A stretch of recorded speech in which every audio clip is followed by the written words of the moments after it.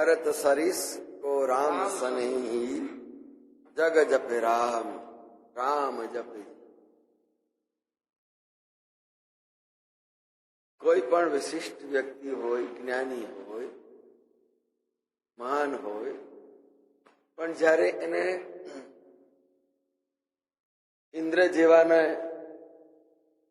સલાહ આપવાની હોય, માંગી છે માટે આપી છે, અને બને ત્યાં સુધી આવા સત્તાધીશોને માંગ્યા વગર સલાહ આપવા જઈએ ને બધું વિપરીત થઈ જાય. સાક્ષરાહ વિપરીતા રાક્ષસા ભવંતી. અહીંયા દેવરાજ ઇન્દ્ર દેવગુરુ બૃહસ્પતિ પાસે જઈને આ સમસ્યાનો ઉકેલ માંગ્યો છે. આનો જવાબ શું, કેવી રીતે આ સમસ્યા ઉકેલવી? અને ત્યારે બૃહસ્પતિજીએ બહુ જ સારા શબ્દોમાં, ટાણપણમાં થોડો ઠપકો પણ આપીને ઇન્દ્રને સમજાવવા માટે પ્રયત્ન કર્યો કે ભગવાનના ભક્તનો અપરાધ ભગવાન ક્યારેય સહન કરતા નથી, અને એટલા માટે ભરત, હે દેવરાજ, ભરતજીની આગળ કંઈ પણ વિક્ષેપ કરીશ નહીં, કારણ ભગવાન ધરાતલ ઉપર અવતરિત થયા છે અને ભરત જેવા એમના પ્રેમી છે. એટલા માટે જગ જપ રામ, કે જેને એટલે જેને આટલો બધો સદભાવ છે એના પ્રત્યે ક્યારેય કોઈ પણ અવળું વર્તન ન થાય એની કાળજી રાખજે.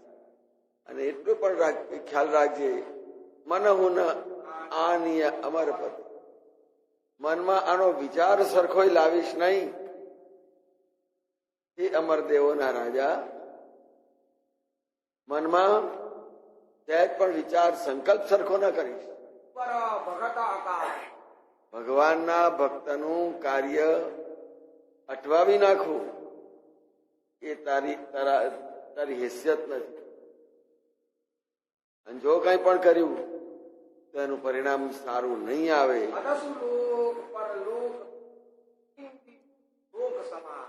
આ દુનિયામાં તારો અપયશ અને પરલોકમાં પણ તું દુઃખી.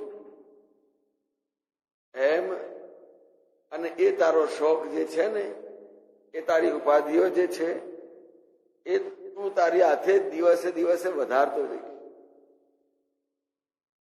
જેમ મોતનો સામાન ભેગો કરે છે આખી દુનિયા, પોતાના જ મોતનો સામાન આખી દુનિયા જ્યાં ત્યાં ભેગો કરે છે, એમ બૃહસ્પતિજીએ ઇન્દ્રને કહ્યું કે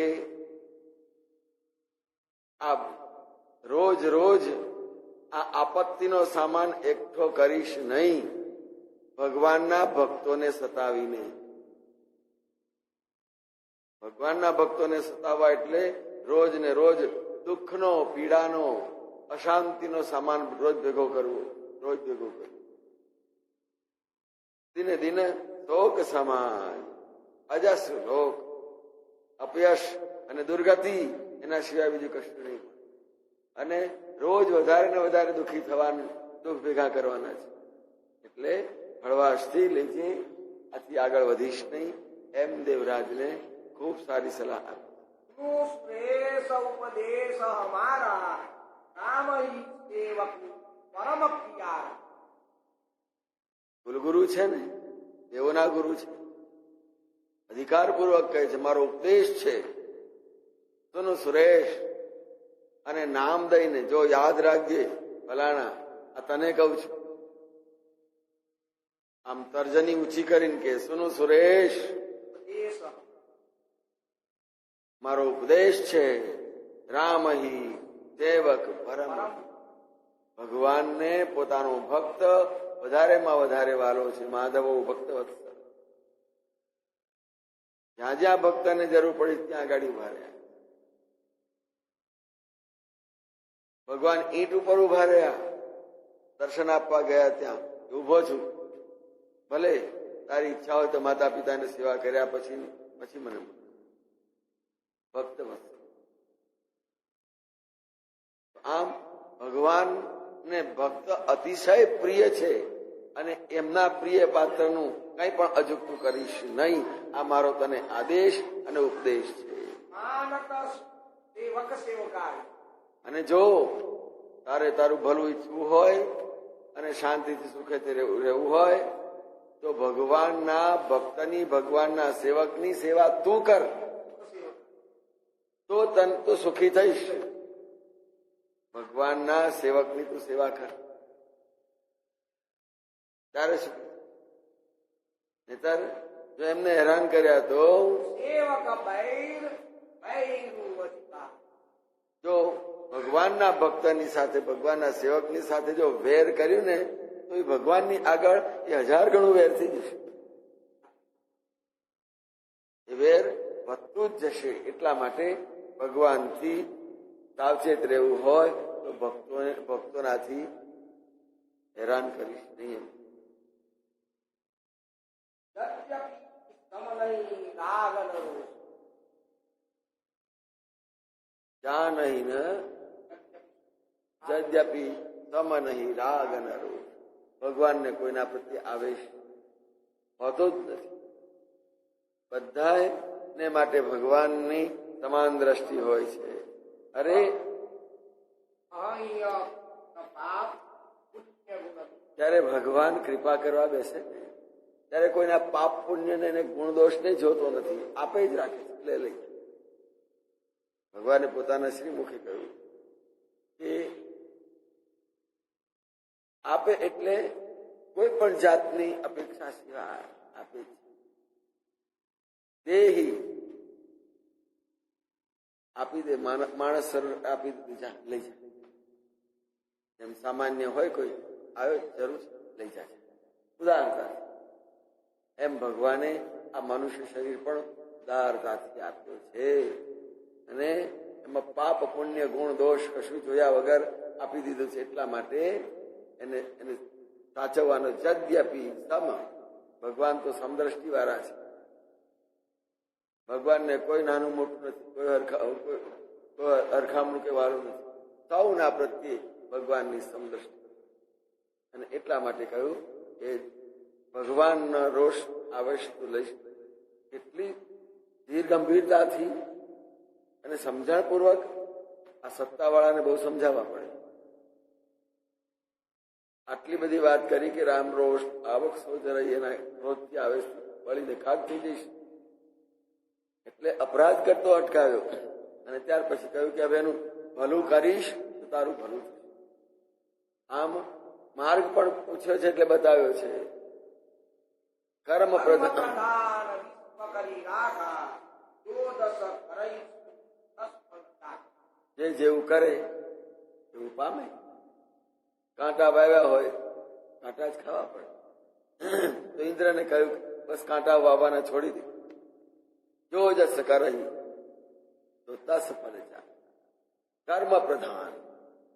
જે જેવું કરશે એવું પામશે. એ કાર્યકારણના નિયમની માફક કરે એવું પામે એ પ્રમાણે જ અટલ છે. એટલે ભરતજીની આગળ સાવધ રહીને કર્મ પ્રધાન. તારું કર્મ સારું કરજે. ખોટા કર્મ જીવનમાં કરીશ નહીં. સત્તા મળે તો પણ એનો દુરુપયોગ કરીશ નહીં. કારણ કર્મ પ્રધાન છે. જેવા કર્યા છે એવા ભોગવવા પડશે. એટલે એ દેવરાજ છે, ઇન્દ્ર છે, સત્તાધીશ છે. એટલે કે સારા સત્તા મળી છે તો સારા કર્મ કરીશ એનું સારું ફળ મળશે. અને જો ખોટું કરીશ તો તારી દુર્ગતિ થશે. એટલે કર્મ એ જ આ જગતની અંદર, આ જીવનની અંદર પ્રધાન છે. જેવું કરીશું એવું પામીશું. એટલા માટે કહ્યું વિશ્વ કરી રાખ. જગતનો નિયમ છે. એટલા માટે જેવું કરીશ એવું પામીશ એમ કહીને તુલસીજીએ અહીંયા ગાડી ચેતવી દીધા છે.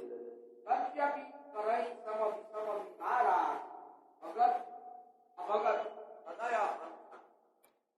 આટલી બધી સ્પષ્ટતા કરી તે છતાંય કહ્યું જે કર્મ ભોગવે છે, ભક્ત હોય કે અભક્ત હોય, એના હૃદયની અંદર જે કંઈ વૃત્તિઓ હોય એ અનુસાર સમ અને વિષમ વ્યવહાર કરે છે. ભક્તને પ્રેમથી ગળે લગાવે છે અને રાવણ અને કંસ જેવા રાક્ષસોને એને એને સદગતિ પણ આપે છે. એટલે અગુણ અલેપ દેવ અમાન શિખર. ગુણરહિત નિર્લેપ છે પ્રભુ, માન રહિત છે અને સદા સર્વને માટે એક રસ છે એવા ભગવાન નામ સગુણ ભય ભગત પ્રેમ. માત્ર ભક્તના પ્રેમને આધીન થઈને નિર્ગુણ હોવા છતાંય સગુણ થઈને ભગવાન ભક્તોને લીલા આપે છે. આ